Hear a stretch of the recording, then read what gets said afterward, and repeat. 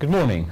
I'm sorry I can't be at the conference, but I would like to thank Mentor UK and Alcohol Education Trust for inviting me and to provide a message on this very important subject.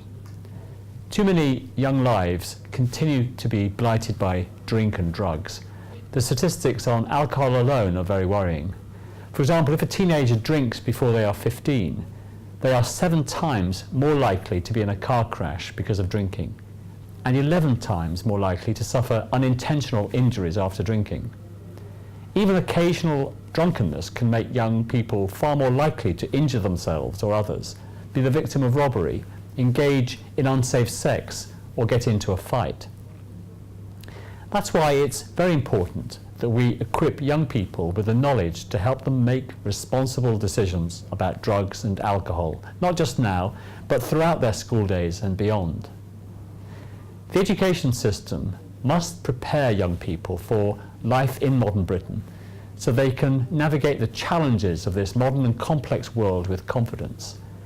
This should include making sure they have all the information they need to make informed decisions about their own well-being and how to keep themselves healthy and safe.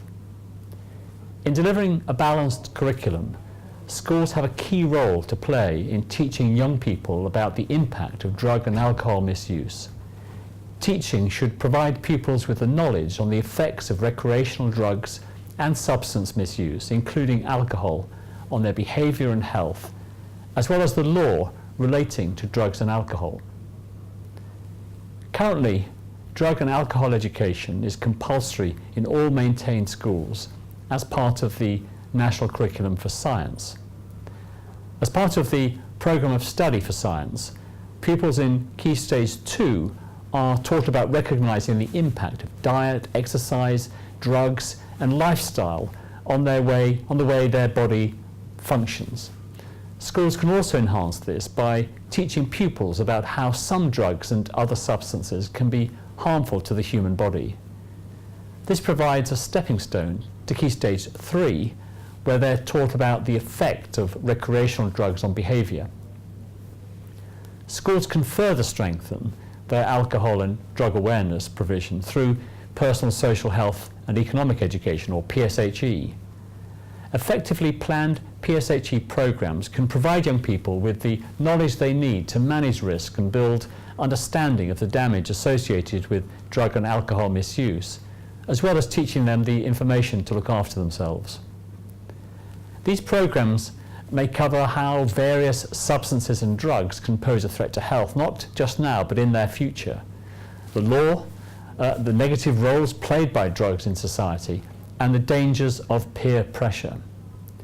In delivering PSHE, teachers have the freedom to tailor their lessons to meet the needs of their pupils and to use expert resources provided by organisations such as yours. They provide resources, classroom plans and suggestions for engaging young people and delivering key health messages.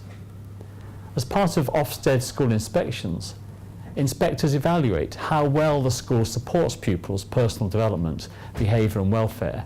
They expect schools to have a culture that actively promotes all aspects of pupils' welfare and ensures that pupils are and feel safe. In particular, they expect pupils to understand how to keep themselves and others safe in different situations, keep themselves healthy, manage risks, and make informed choices. We know, however, that we must do more to help support pupils as they navigate the challenges of growing up. And that's why through the Children and Social Work Act 2017, the government is making the subject of relationships education compulsory in primary schools and relationships and sex education compulsory in secondary schools.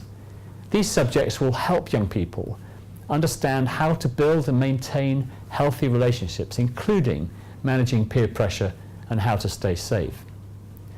The Act also gave the government the power to make PSHE a compulsory subject, and this is subject to further careful consideration. We are assessing the evidence on the subjects gathered during the recent engagement process and call for evidence.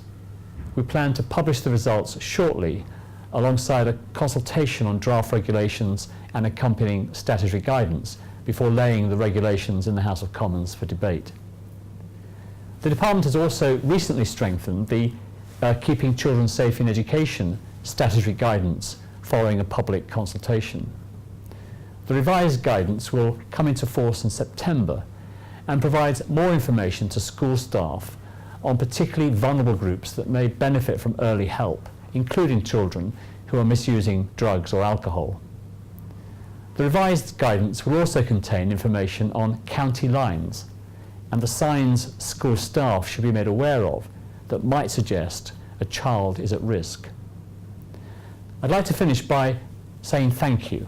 Thank you for letting me provide this video message, and thank you for all the vital work that you do in helping young people make responsible decisions and keeping themselves safe. I hope you have a successful conference. Thank you.